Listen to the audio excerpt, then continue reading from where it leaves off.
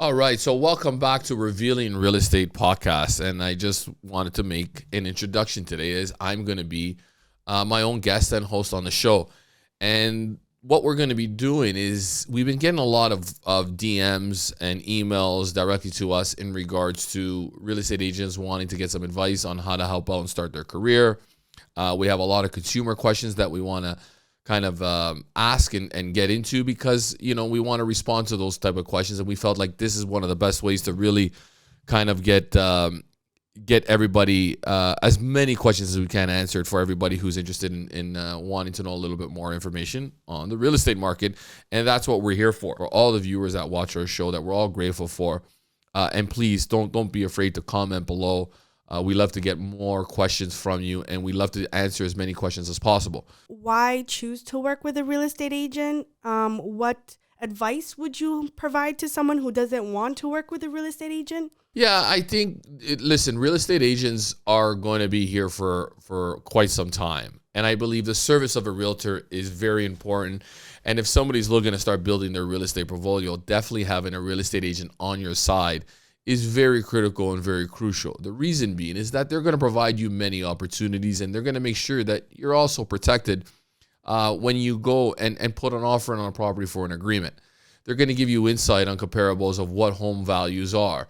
They're going to be able to give you, their professional opinion. And I always recommend definitely working with somebody who's full-time within the industry. And I also recommend with somebody who has quite a bit of experience. And you can do that by asking a lot of questions and interviewing the real estate agent that you're willing to choose from.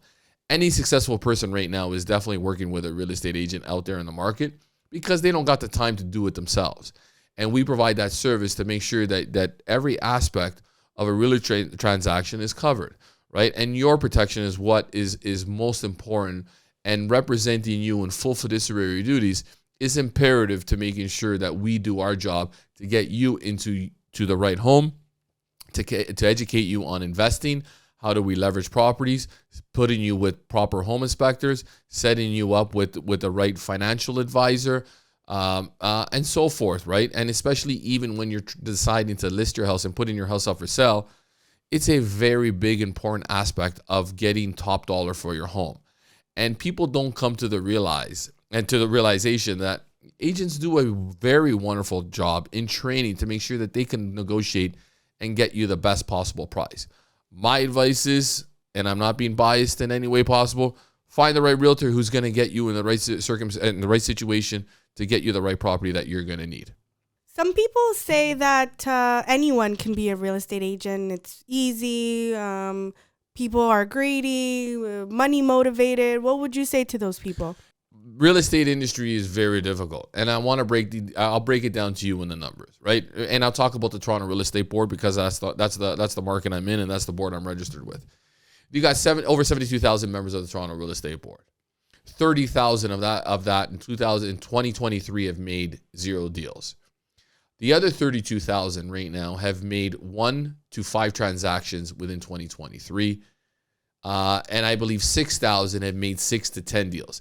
And that number continues to trickle down and down. You're going to realize that that's how difficult it is. There's a small percentage of realtors that actually do majority of the sales within the business.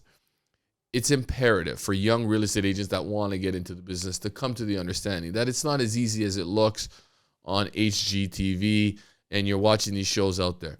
There's a lot of effort. There's a lot of hustle. There's a lot of grind that needs to be put within the business itself. You got to be able to be prospecting and building relationships. It's all about the relationship building within this industry right now at the very early stages of your career. The more conversations you have, the more appointments you make, will lead to more contracts getting signed, to more offers getting dealt with. Early on within my business, I came from the catering side of things. I needed to really understand that they were two different industries, but sales are sales. Whether I was selling, Italian cuisine or I was going to sell somebody's most valuable asset, I needed to make sure that people were comfortable and entrusted with me within that transaction. People want to do business on the main two things, likability and trustability. And those are the main two factors you want to start nailing as a young real estate agent within this business. The reason being is that I only want to work with people that I like and people that I trust. And those factors are imperative. But early on, get scripts that are going to help you get through the language, right? Prospecting and getting out there and door knocking will be essential parts of your business early on. I truly believe you can turn down the business or you can turn it up. And early on within my career, I was really turned up and working really long hours to make sure that I didn't go home without somebody that was either looking to buy or sell a property. And by doing that, I would do a lot of cold calling. I would spend countless hours, trying to have conversations and meet people. My database wasn't big enough yet. My center of influence around me still wasn't there where I could have just tapped into it and, really took a percentage of that database every single year. You want to continuously grow that pipeline for yourself, and that's what it's about. So as a young real estate agent, definitely having systems in place within your business will take you to that next level. But it doesn't come without a lot of hard work. And you got to remember, early on when I was starting out within my business, I started in the Italian catering business. And people knew me as that guy who was in that industry. How did I have to flip the switch? How could I have pivoted now, moving into a new industry where I wanted to become a real estate agent? And how I had to do that was actually let people know that it's not Nick, the coffee truck driver no more, that it's Nick, the real estate agent. And I essentially, started right away with a bus stop. I found the first local real estate magazine and I got a 3/4 page ad that was imperative for me to have people realize that it's not Nick, the coffee truck driver no more. It's now Nick, the real estate agent. I sent out a mailer to every single person that I knew. It was at the time in 2004, I also got married. And I actually sent a letter to every single person on my wedding list to make sure that they knew that I was now a real estate agent looking, and if somebody had any interest in purchasing or buying or selling or getting a referral, I definitely worked out and asked that question in the letter itself. After I did that, I actually followed up with a follow-up call just to make sure that they received my letter and that they were aware of that situation. Now today, which I didn't have back in the day, social media is a very big part of your platform that you should be taking initiative of. And it has to be consistent. The message that you want to portray is very important. And what I think that somebody should start doing early on is making sure that if you're going to create an image out there within the marketplace itself, figure out what type of image that is. But make sure that there is likability and trustability in any message that you're providing in any marketing platforms that you're going to offer. What is one crucial thing that every real estate agent should do? First and foremost, as soon as you start out, it's crucial to get a CRM system, right? And you need to put everybody inside that. Build it well, build it strong. If you're going to start building the CRM system itself, you want to have addresses and their phone numbers, email addresses, birthdays if possible, special occasions, reminders, follow-ups. It's so imperative, and people need to come to the real estate agents need to understand that, and a lot of their mistakes is the fact that they just don't follow up, and they don't spend that time in making sure that those follow-ups calls are scheduled.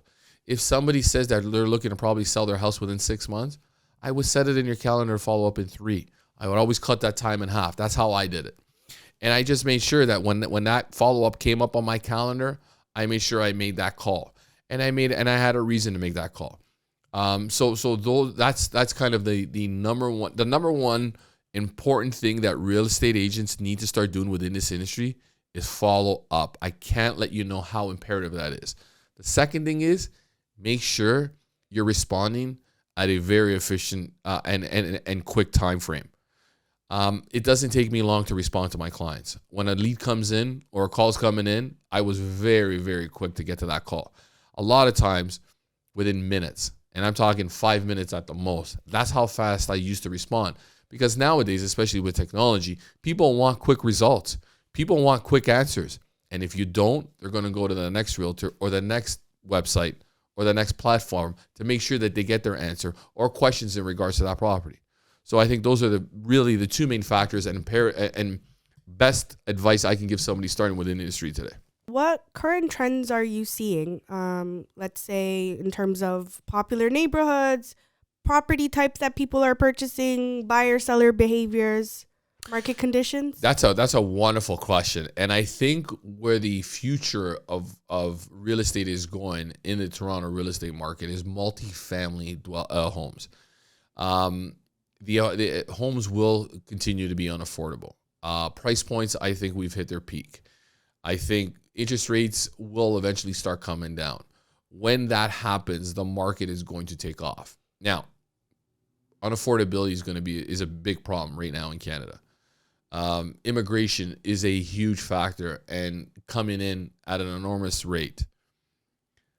People are going to be looking to put family units, fourplexes, threeplexes, garden suites, laneway suites, tiny houses. Smaller condo apartments are going to be really kind of. We are going to be the New York City, and we are going to turn into what New York City is at one point in time, and we will get to those price points, and I surely feel very comfortable in saying that.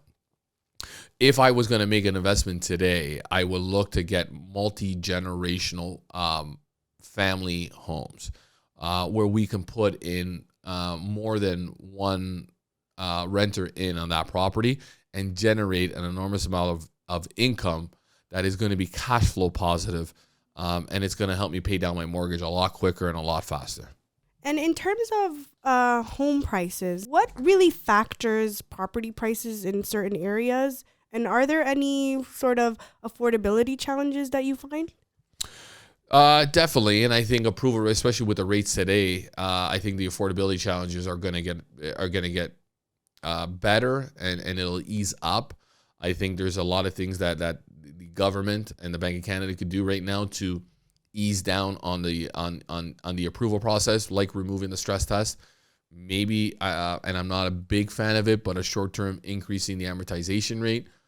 But house hacking is a very big strategy, and I think it's important that if you are a young couple today, there is nothing wrong in getting a unit like a townhouse that they've built, and that's why another reason why you want to work with a realtor, that they can find you the right product to get you in that's going to help you essentially get you to the next upgrade to a semi-detached or a detached after the fact a lot quicker.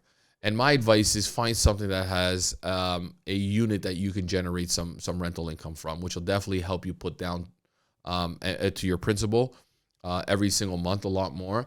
And it's going to get you into a situation where you're going to be able to upgrade into your home. I know that the majority of people that I've dealt with in my 20 years of being in business is helping people upgrade into their homes, because that's where the real wealth comes from.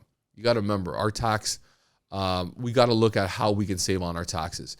And our primary resident right now is the most tax-free savings advice that I can give you. If you own a home in Canada, which is your primary resident, and you live and you reside within that home, it's tax-free when you sell that home. So take advantage of those benefits. As homes every year, and the average person is going to make that upgrade move within 5 years. If you've bought a townhouse today and you generated some rental income from it, you have some options from there where in 5 years from now, you could move into a detached home if you really wanted to, as inflation and the value of those homes will go up. And I assure you this much, homes will go up in value. In the next 20 years, I say they'll probably be worth 100% more than what they are today. If in 10 years from now, they're probably going to be worth 50% more than what they are today. Those trends are going to be proven. And I'm telling you now, it is the safest and most best investment you can make in the marketplace. So take advantage of that. If parents right now are listening to this, you need to really understand that investing in real estate right now for their future is imperative. Get them into the market now. And how do you do that? Get a condo, buy it, rent it out, to make sure that when they are ready to get into the market and dive in, they are a little bit further ahead. Real estate values will go up. And if you're going to want your kids even to live close to you, these are the things that you got to be doing now as parents to try to put some money aside for them to get into the market. And if there are situations that you can or you don't know, reach out. We'd love to help you out. We will look at some creative financing opportunities out there in the marketplace that can get you into that dream of ownership for your children to be taken care of in the future when they are ready to start dabbling into the market. How has the Ontario real estate market evolved over the years, and where do you see it going in the future? Man, today AI is going to be the future of real estate for sure. I think it's going to time frame, as you know, and internet speed today was crucial when I was starting out early within my business, because I was in the evolution and the evolvement at the time when social media like Instagram and Facebook started to evolve within our market and our industry. It was very essential for advertising. It's a huge platform if you want to start building your brand within there. And I think the next steps will be AI. And AI is going to be the next evolution of technology that is going to expedite things at a much quicker pace than we are even currently today. And speed is everything, because time will equal out to being money. And an example of that is a real estate agent eventually won't really need to go on tour 30, 40 properties when they got a buyer in hand. I believe AI, artificial intelligence, will provide us that space to go out there with goggles, bring it to the client's home, and tour properties, right in the comfort of their family room, and then make a decision from there whether they want to purchase the house, as they were kind of like a virtual reality situation where they walked right in through the homes itself. And I think that would be kind of the evolution of it. Virtual reality, AI with a combination is going to be a huge component of the real estate sector itself. What steps are involved in the home buying process, and how long does it typically take? From seller to buyer, it's a little different, but let's talk about a buyer's perspective. When they've completed a transaction, a lot of times when they've toured the home and they like the home that they like, what normally happens is you'll sit down with your realtor or your lawyer. Your lawyer can also type in offers if you were doing it on your own. Now, today we have self-represented parties. And it's a new TRESA implication where people can now be self-represented if they choose to. I believe currently right now the best way to get through the process is hiring a real estate agent who's going to help you and guide you through it. But the first steps would be typing up an agreement of purchase and sell. He's going to make sure that he has all the proper clauses and conditions inside the agreement that are going to be essential to make sure that you buy that home. And it gives you a peace of mind that you're not dealing with any issues. In one of those conditions will probably be a home inspection condition, and they're probably going to have a finance condition. I would advise having also a lawyer review condition inside the agreement, so your lawyer can look at the contract once everything has all been completed and a price has been determined between buyer and seller. Once you've gone through the process and the deal has been accepted, then it's pretty much now going to be in the lawyer's hands to kind of make sure that the requisition dates are met. There's no liens or encumbrances on the property that you should be concerned with. And most of the time, if there was a lawyer review, the lawyer would have done some of those checks already during the conditional period. And then they would deal with the seller's lawyer to make sure that everything was transferred over on title. So the main steps are you're going to go out looking with a realtor to buy a home. The realtor is going to go in there and negotiate the best possible price for you. You're going to go through the conditional period where you're going to be able to do your due diligence on the property. Once that's all said and done and the deal goes firm, all the information will be sent to your lawyer. Your lawyer would do all background checks, put probably title insurance on the property, send the information over to the seller's lawyer, or the seller's lawyer would then connect with the buyer's lawyer, and then they would finalize and close the transactions from a legal standpoint. But that's kind of the main steps of how a buyer transaction works.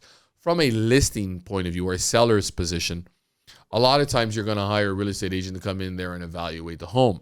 That real estate agent's going to have a strategy or a marketing plan to get that property put in the best possible position, best curb appeal wise, to make sure that it shows, as a model home. It's going to have the staging.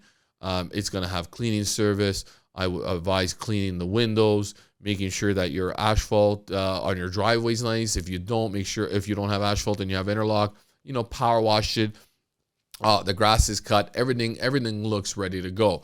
Once that's all set up and the realtor has their marketing plans and designs of their brochures and make sure that they have an intensive marketing plan to get the word out that your home is now for sale, and a buyer comes in and buys that property, it's very similar to the buyer transaction where somebody's going to come in there now, put an offer on your property with a realtor, put the necessary conditions inside the deal, and so forth. That's kind of the extra steps that takes place when you're selling a home. So I hope that helps out. What can I do to maximize the value of my property in the current market? Biggest value you can add is start with looking at what renovations you can make within the property itself. And the number one thing is a kitchen. If you can, if your kitchen's dated and it needs an upgrade and you haven't done it in 15 years, it's probably time that your kitchen can use an upgrade. But once you start with the kitchen, you're going to get into flooring. But the second thing is bathroom. So, putting a little bit of money inside that home will definitely increase the value of the property. A kitchen that costs you $30,000, you're probably going to get a $60,000 return on that kitchen. Painting your home is the lowest cost, but your highest return. A lot of times I advise people to paint their house because if a paint job costs you $7,000, $8,000 in the home, you're probably going to see an upside of about $14,000 in price points there. So you get your money back plus, a really good return on your investment. Bathrooms are very, very essential. People want to make sure that they got nice bathrooms. You got one sink, add two sinks. If you don't got no granite or marble in the bathroom, maybe it's a good idea you can add it. Look at upgrading your faucets and upgrading your plumbing too. Those are really nice, and people want to have that comfort knowing that all that has been done before they move in. People are very finicky today, right? Fix loose faucets. Do all the minor repairs that need to get done within the house before you list it on the market. People don't have time right now to go in to do a renovation, and they will pay you extra knowing that they can put that within their mortgage, move their family inside, have it a turnkey operation, and continue moving forward and be able to do their everyday job and continue their life every day and not have any disruptions. If people will have to buy a home, now they got to do, extensive renovations. That takes time away from their business and what they currently do every single day. And people don't want that stress, and people don't want that aggravation, especially dealing within the trades business and contractors alike, to come within the industry and help out because everybody's pretty much really busy today. In Toronto, the real estate is the biggest driving factor for many industries, and moving forward, it's going to continue that way. And that's kind of our biggest resource right now that we have in the Toronto real estate market. So listen, those are some wonderful questions. I respect everybody, but for realtors out there right now that are struggling within industry too as well, I just want to have a conversation with you and just speak out to you guys too as well. Don't give up. If this is truly your passion, lead with the passion first. Don't make it about the money. Don't act in desperation. Act on the best interest of your client. And continue to prospect and work hard. Build those conversations. Build those relationships. And there's a lot to go around for everybody. It's just that you got to work hard at it at the very early on stages of it and build a marketing machine and a brand that's going to help you take you to that next level. Build a brand for yourself. Get into farming. Farming is very crucial and very important. If you need some more information on it, guys, please just DM me. I love your questions. Continue to bring out your questions. I'm glad I had this opportunity to answer many of them. If there's more to come, please, we'd love to reach out to you, or just comment below. Ask the question inside our message box, and we'll definitely get out to you as soon as we can. But thanks for tuning in to Revealing Real Estate, and we'll see you next time. Looking to buy or sell? Call a team you can trust. Don't believe me? Our Google reviews say it all. Put us on your lawn, your house will be gone. theopteam.com.